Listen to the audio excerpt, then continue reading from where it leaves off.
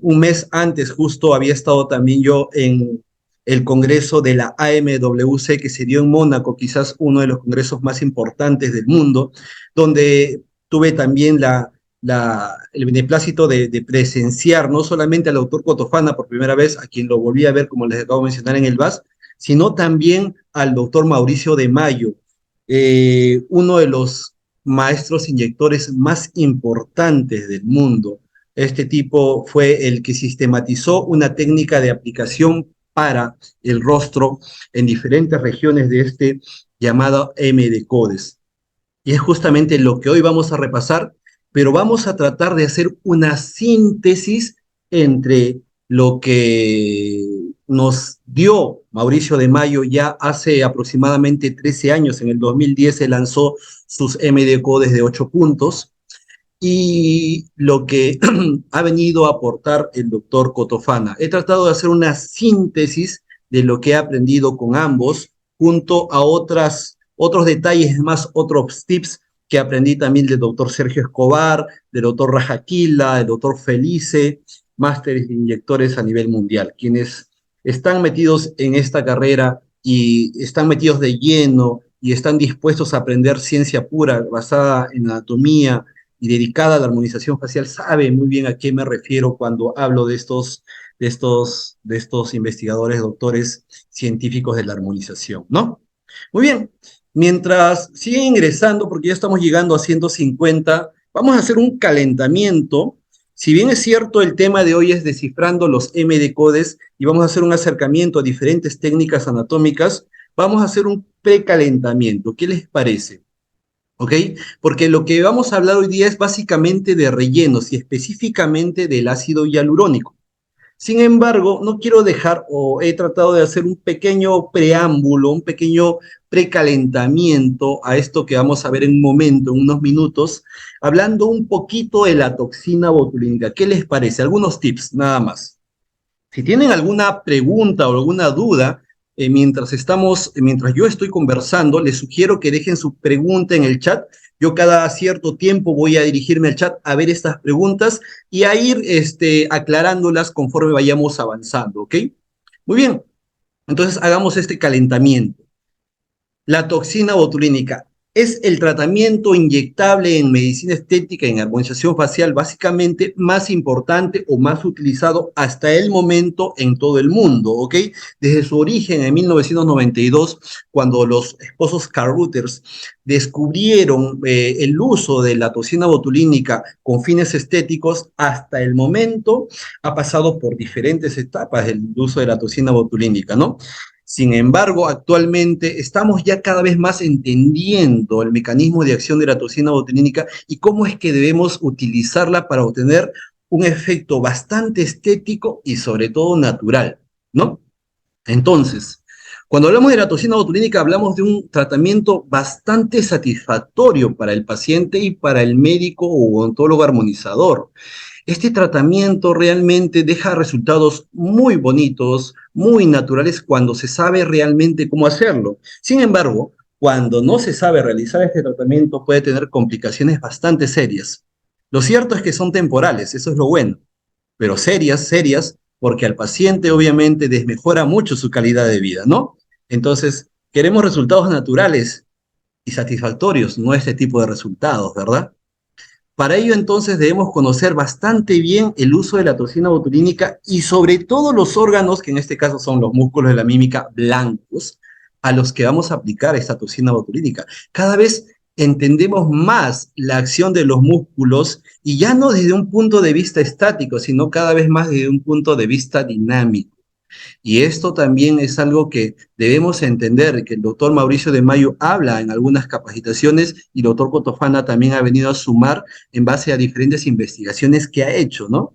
Esta es una complicación bastante seria, ¿no? Bueno, dos complicaciones vemos aquí. Tosis palpebral, que se resuelve en unos meses hasta que la toxina botulínica deja de hacer efecto en ese elevador del párpado superior que ha paralizado, y una elevación exagerada de la cola de la ceja, lo que, bueno, se puede corregir inmediatamente y en unos días la paciente con una buena corrección recobraría la altitud adecuada de esa cola de las cejas sobrelevada, ¿no? Esa es una periodista mexicana a la que le sucedió esto. Este es un caso real, no es un caso montado. Así que si queremos evitar esto, debemos recurrir al estudio de la anatomía. Miren, este es un estudio que realizó el doctor Cotofana. Habla sobre el movimiento bidireccional del músculo frontal y habla sobre un concepto nuevo para los armonizadores. Creíamos antes que la frente o el músculo frontal era un músculo que al contraerse se contraía en una sola dirección, en forma vertical, elevando las cejas. Eso era obvio para la mayoría de nosotros. Y es que nadie ponía en discusión eso, porque obviamente si tú dices a cualquier paciente o tú mismo eleva la ceja, lo que vas a ver es simplemente que el músculo a través de la piel se contrae y esa dirección o ese vector de contracción es vertical. Sin embargo, Cotofana se dio cuenta de una cosa. El músculo no se contrae en un solo vector. El músculo se contrae en dos vectores. Un vector vertical que corresponde más o menos al 60% de la longitud del músculo, 60% inferior, y un vector vertical ascendente, ¿eh? Y un vector vertical descendente, que es prácticamente el 40% de la parte más alta del músculo. Y que hay una línea que llama a él la llama línea de convergencia o línea C, donde estos dos vectores confluyen, justamente. Me dejo entender. Se dio cuenta en este estudio que la posición de la ceja y la elevación de la ceja está, digamos, supeditada principalmente a las fibras inferiores por debajo de esta línea de convergencia, mientras que las fibras superiores por encima de esta línea de convergencia no intervienen mucho en la posición ni en la elevación de la ceja.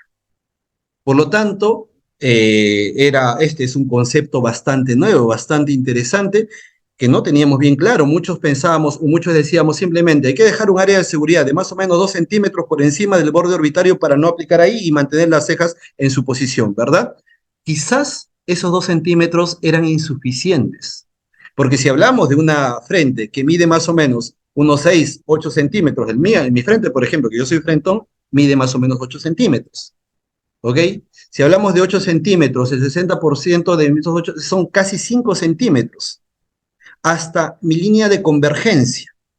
Significa que estas fibras inferiores van a intervenir, estos 5 primeros centímetros por encima del borde orbitario superior, van a intervenir en la posición de mi ceja y en la elevación de esta. Si yo por desconocimiento, aplico demasiada toxina botulínica por debajo de esta línea de convergencia, lo que voy a obtener son cejas paralíticas, cejas paralizadas. Cuando me quiera sorprender, no voy a poder elevar las cejas. Y eso obviamente es un efecto poco natural. Entonces, este concepto es un concepto que estoy seguro que poco a poco va a entrar con más fuerza en las diferentes capacitaciones y conceptos y libros que hablen sobre toxina botulínica en la aplicación frontal.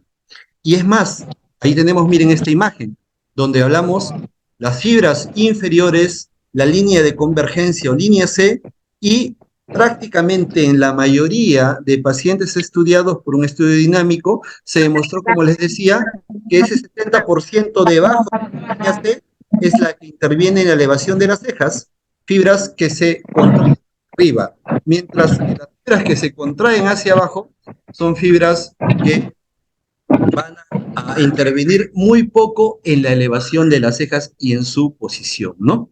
Entonces, de ahí partió también este estudio, un estudio donde se colocó toxina botulínica en la línea de convergencia, demostrando que se disminuye significativamente la escala de líneas dinámicas, es decir, aquellas que se forman con la contracción, manteniendo un resultado natural, manteniendo de todas maneras una elevación de la ceja a pesar de que la toxina esté colocada, lo que obviamente es un resultado obviamente natural, ¿no?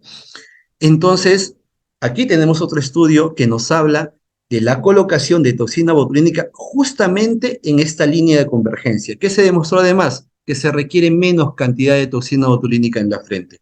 Se lo dejo aquí para que lo repasen, para que lo revisen. Podemos ir sumando más a nuestros tratamientos con toxina botulínica, ¿no? Ahí tenemos, miren, la frente como pensábamos nosotros que se contraía solamente en un vector. Ya ahora sabemos que no es así, que son dos vectores. Y hay una línea de convergencia que separa estos dos vectores, ¿no? Donde los dos confluyen. Sin embargo, lo que sabemos es que las fibras más laterales del músculo frontal sí elevan la cola de la ceja, obviamente por debajo de esa línea de convergencia. Eso es muy interesante saber, porque todos sabíamos que las cejas se elevan gracias al músculo frontal. Lo acabo de mencionar hasta la línea de convergencia. Eso es bastante sabido. Que las fibras más laterales son las que elevan la cola de la ceja. Sin embargo, solamente algunos sabíamos que existen músculos antagónicos a esta elevación de las cejas, es decir, músculos que antagonizan la elevación generada por el músculo frontal. Los 3/3 de la ceja, estoy hablando de tercio medial, tercio medio y tercio lateral, todos son elevados por el músculo frontal. Sin embargo, cuando hablamos del descenso de las cejas, cada tercio tiene la influencia de diferentes músculos. El tercio medial de la ceja, es decir, la cabeza de la ceja principalmente, es descendido por el músculo prócer, ¿ok?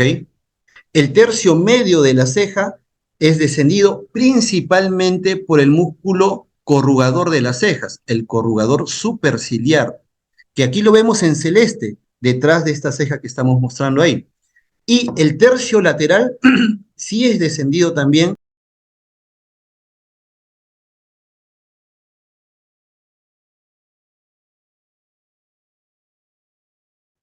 que el músculo elevador de las cejas es el músculo frontal, en los 3/3, mientras que el músculo o los músculos que deprimen las cejas son el músculo prócer, el músculo corrugador y el músculo orbicular de los, o mejor dicho, orbicular de los párpados, que es, digamos, el que deprime la porción más lateral de la ceja. Hasta aquí esto sabíamos. Sin embargo, estos dos conceptos con respecto a la depresión del tercio medial y tercio medio de la ceja, quizás no muchos lo sabíamos. Esto es muy interesante, porque cuando nosotros bloqueamos al músculo frontal, lo que hace a nivel de la línea de convergencia, o quizás un poco debajo, manteniendo la mayoría de fibras inferiores indemnes, mantenemos la posición de la ceja. Cuando aplicamos toxina botulínica en el músculo prócer por debajo de la línea que une ambas cabezas, estamos, digamos, neutralizando parcialmente al músculo que desciende la cabeza de la ceja, que es el prócer, como acabamos de mencionar, dándole chance al músculo frontal a mantener las cejas elevadas o en una posición al menos natural. Papá, acabo de comer un plátano. Bloqueamos al músculo corrugador de las cejas o corrugador superciliar, mantenemos el tercio medio de la ceja en su posición porque lo que hacemos es darle chance al músculo frontal a mantener esa ceja ahí. Y cuando bloqueamos al músculo orbicular de las cejas en su porción más lateral, es decir, cuando aplicamos en las famosas patas de gallo, lo que hacemos es también darle chance al músculo frontal al mantener a la cola de la ceja en su posición. ¿Ok? Eso es algo entonces que también deberíamos entender. Es decir, que es muy importante no solo tratar la frente, sino también tratar el entrecejo. ¿Por qué se los digo? Porque muchas veces estamos acostumbrados a tratar por partes, frente o entrecejo o patas de gallo, ¿no? A solicitud del paciente. El paciente viene y dice, doctor, solamente quiero que me apliquen la frente, mientras tiene unas líneas bien marcadas en el entrecejo y en las patas de gallo, y él solamente quiere en la frente. A lo que me refiero es que acostumbrémonos a educar al paciente en que es una unidad. Cuando hablo de una unidad, me refiero a que frente, entrecejo y patas de gallo son una unidad y deben ser tratadas en bloque, al unísono, y no por partes, porque el tratamiento de esta unidad hace que el resultado sea más idóneo, más natural, por lo que les acabo de mencionar, y no por partes, ¿verdad? Entonces, eso también es algo que debemos entender con más precisión. Y es que entonces la ceja se mantiene en su posición por un músculo que la eleva y por un músculo que la deprime. por un grupo de músculos que lo deprimen, como si estuviéramos en un juego de fuerza, ¿no? En un juego de fuerzas donde unos jalan hacia arriba y otros jalan hacia abajo. Si nosotros anulamos a los que jalan hacia abajo, vamos a darle chance a que el músculo que jala hacia arriba a la ceja, obviamente tenga una mayor oportunidad y así podamos elevar la ceja principalmente a la altura de la cola, abriendo los párpados superiores. Un resultado que muchas veces buscamos en nuestras pacientes cuando aplicamos toxina botulínica en la frente, ¿verdad? Entonces, es algo que también debemos recordar. Muy bien, entonces, a esta es la famosa línea de convergencia. Aplicamos toxina botulínica a ese nivel. Ya lo estoy haciendo con muy buenos resultados. Aplicamos toxina botulínica en el entrecejo, prócer corrugadores. Aplicamos toxina botulínica en la parte más alta de los orbiculares para la famosa pata de gallo. Estamos haciendo lo que mencionamos hace un momento. Estamos aplicando en los músculos que deprimen a la ceja y estamos aplicando en el frontal, respetando las fibras que elevan y mantienen en su posición a la ceja, aquellas que están debajo de la línea de convergencia. ¿Ok? Pero lo que también estamos haciendo es evitar las fibras que están a la altura de la cola de la ceja. Y un muy interesante aquí, Hay tantos sándwiches en la de sanduchería. la ceja. En el ángulo de la ceja vamos a nosotros poder marcar una línea que me divide las fibras que van a elevar la cola de la ceja que están por fuera del ángulo de la ceja. Entonces, si nosotros obviamos ese conjunto de fibras que van al ángulo de la ceja, no vamos a paralizar, no voy a decir paralizar, relajar a estas fibras, lo que va a permitir que la cola de la ceja se pueda elevar de manera más adecuada. ¿Por qué? Porque al evitar relajar estas fibras, lo que hacemos nosotros es que el músculo frontal sufre una especie de contracción compensatoria. Al notar el músculo que el resto de sus fibras hermanas están relajadas, las fibras más laterales se contraen más, haciendo que la cola de la ceja se eleve. Y si encima hemos bloqueado al punto este, que es el punto más lateral del orbicular de los párpados, el que mantiene la cola de la ceja hacia abajo, estamos dando más chance a que la cola de la ceja se eleve adecuadamente. ¿Ok? Entonces es algo que también debemos entender. De esta manera obtenemos una elevación de la cola de la ceja de forma muy natural, sin descender casi nada o nada la cabeza de la ceja. ¿Por qué? Porque también estamos bloqueando ¿a quién? A los que deprimen la cabeza, que en este caso sería el prócer. Hay que tener mucho cuidado, porque si nosotros aplicamos mucha dosis de toxina botulínica en la frente, sobre todo en las fibras más cercanas a las de la cola de la ceja, o mucha dosis de toxina botulínica en la parte más alta del orbicular, o aplicamos toxina botulínica por encima de la línea de las cabezas de la ceja, relajando o paralizando las fibras más inferiores del frontal que están aquí, lo que va a suceder es que la cabeza de la ceja va a descender y la cola de la ceja se va a sobreelevar. Es ese efecto el cual debemos evitar. Cuidar mucho las dosis del frontal lateral de la parte más alta del orbicular y nunca, es mi sugerencia, aplicar toxina botulínica por encima de la línea que une ambas cabezas de la ceja, es decir, al prócer por aquí, porque existe una técnica donde aplican toxina botulínica al prócer en este punto y un segundo punto arriba. Aquí peligro. ¿Por qué? Porque vas a paralizar a las fibras más inferiores del frontal, las que elevan justamente la cabeza de la ceja. Y si las paralizas, ¿qué va a pasar? La cabeza de la ceja va a caer. Va a caer. Cae la cabeza de la ceja, sobrelevas las colas de la ceja y vas a tener este resultado, obviamente, muy poco natural. Se va a parecer como a esa gatita que perseguía a Pepe Le Pew, ¿no? Quizás ya estoy un poco viejo. No sé si habrán visto a Pepe Le Pew por el músculo orbicular de las cejas.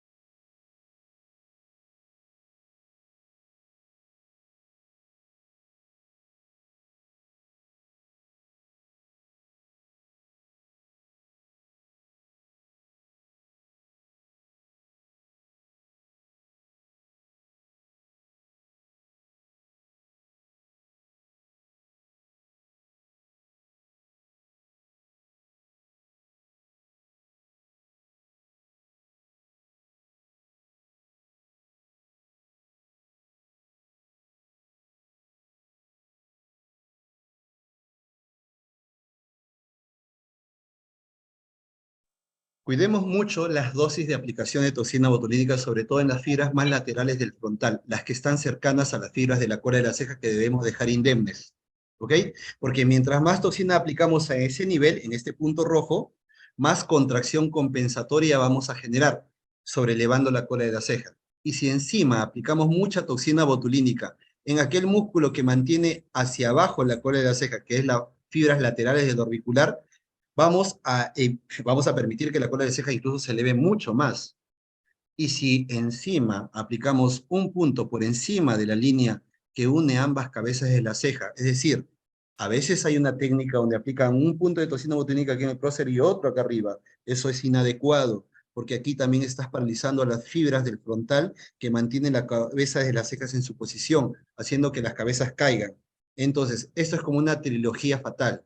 Mucha toxina botulínica en la frente, en el frontal, mucha toxina botulínica en la parte alta del orbicular, y encima de ese segundo punto del prócer, lo que te van a generar es esto. Cualquiera de estos tres puntos deben ser de mucho cuidado. Por eso cuidemos mucho la dosis y empecemos a evaluar este concepto de la línea de convergencia y la toxina a ese nivel, para cuidar justamente la posición de las cejas y evitar que nos pueda suceder esto, ¿no? Entonces, evitemos justamente este efecto. Muy bien, hablemos un poquito del corrugador o de los corrugadores. Hablemos del entrecejo y la glabela o la glabela. Miren, recordemos una cosa que aprendí ahora nada más con Cotofana. El músculo corrugador de las cejas se divide en dos porciones, el músculo corrugador superciliar y depresor superciliar. Aquí lo vemos en esta imagen. El corrugador superciliar es un músculo profundo que se encuentra por detrás del músculo orbicular de los párpados. Aquí está. Por eso lo hemos cortado y lo vemos bien pegado al hueso. Y el músculo depresor superciliar es un músculo muy superficial más bien, e incluso Cotofana lo considera como parte del músculo orbicular de los párpados. La parte más medial del orbicular de los párpados es lo que llamamos nosotros corrugador superciliar.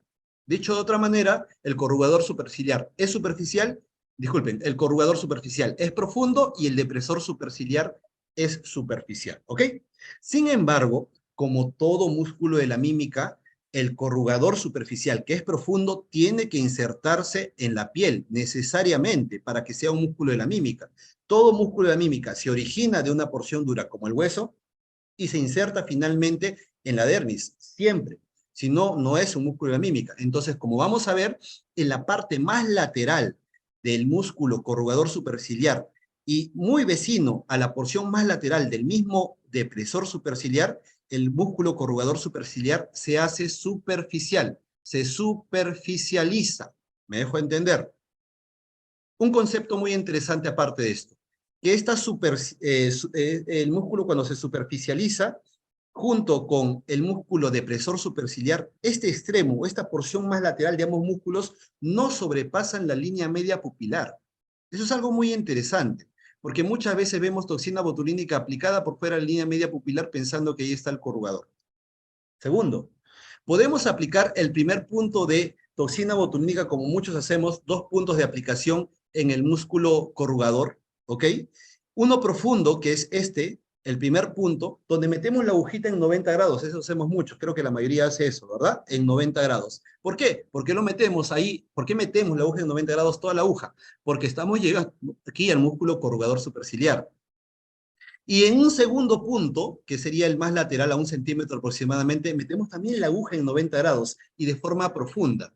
¿Y por qué? Porque obviamente también estamos llegando al corrugador superciliar. Sin embargo, como aprendí ahora nada más en Buenos Aires, ¿por qué no aplicar toxina botulínica aquí no profundo, sino superciliar? ¿O por qué no aplicar la toxina botulínica en dos planos, si sabemos que el músculo corrugador superciliar aquí en su porción más lateral se superficializa? Entonces, para un mejor resultado, lo que se recomienda ahora es aplicar la toxina botulínica. Si tú le has destinado 3 o 4 unidades o 2 unidades, no sé, a ese punto, la mitad de esa dosis quizás aplicarla en la profundidad y retirarte un poco y dejar superficial la otra mitad. ¿Por qué? Porque aquí sabemos que el músculo corrugador superciliar es superficial. ¿Cómo sabemos hasta dónde llega el músculo corrugador superciliar? Cuando le decimos al paciente que frunza el ceño, vamos a ver un pliegue. Vamos a ver varios pliegues. El más lateral de todos es el límite lateral del músculo corrugador superciliar. ¿Me dejo entender? Otro tip que sería interesante que también lo evaluemos, ¿no? Cuando hablamos de la aplicación de toxina botulínica en el entrecejo. Muy bien. Y como les decía hace un momento, cuando hablamos de la aplicación de toxina botulínica también en las patas de gallo, hace un momento decíamos que aplicar mucha toxina botulínica en la parte más alta del músculo orbicular de los párpados podría ser inadecuado porque podrías generar una sobreelevación de la cola de la ceja. Pero ¿qué pasa si aplicas mucha toxina botulínica en la parte más baja del orbicular de los párpados? Porque muchos aplicamos toxina botulínica en 3 puntos para las famosas patas de gallo, en el orbicular lateral, ¿verdad? En ese tercer punto bajo, a veces podemos sobreexceder o exceder la aplicación o la dosis de toxina botulínica.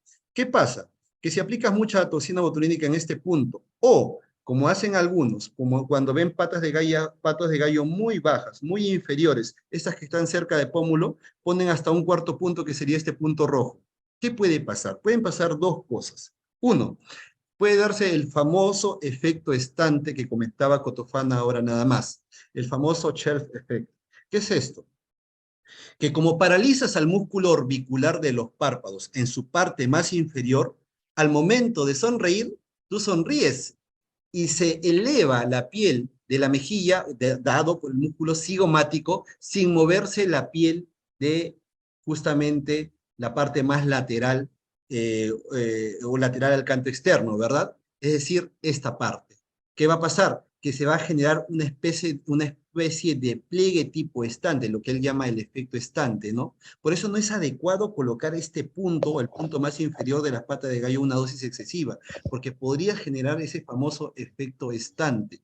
Otra cosa, que podrías generar también con una dosis excesiva por una especie de difusión o por ese cuarto punto que a veces ponemos, como en esta pata de gallo bien baja, podríamos generar la parálisis del músculo que se origina justo aquí, a nivel de la eminencia malar.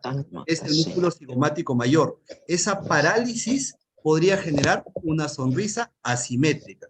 Entonces, dos complicaciones podrían darte de una sobredosificación en este punto más inferior en las patas de gallo o del uso de un cuarto punto. El famoso efecto estante o la parálisis del cigomático dándote una famosa sonrisa asimétrica. Muy bien, esto también lo podemos ver con toxina botulínica. Paciente a la que se aplicó toxina botulínica y a los 14 días le des los ojos hinchados. ¿A quién no le ha pasado?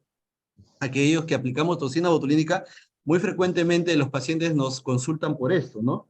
Un exceso de dosis de toxina botulínica, o quizás una dosis adecuada, podría generar los primeros días, la primera o segunda semana después de que ya se completó el efecto, una especie de hinchamiento tanto del párpado superior como inferior.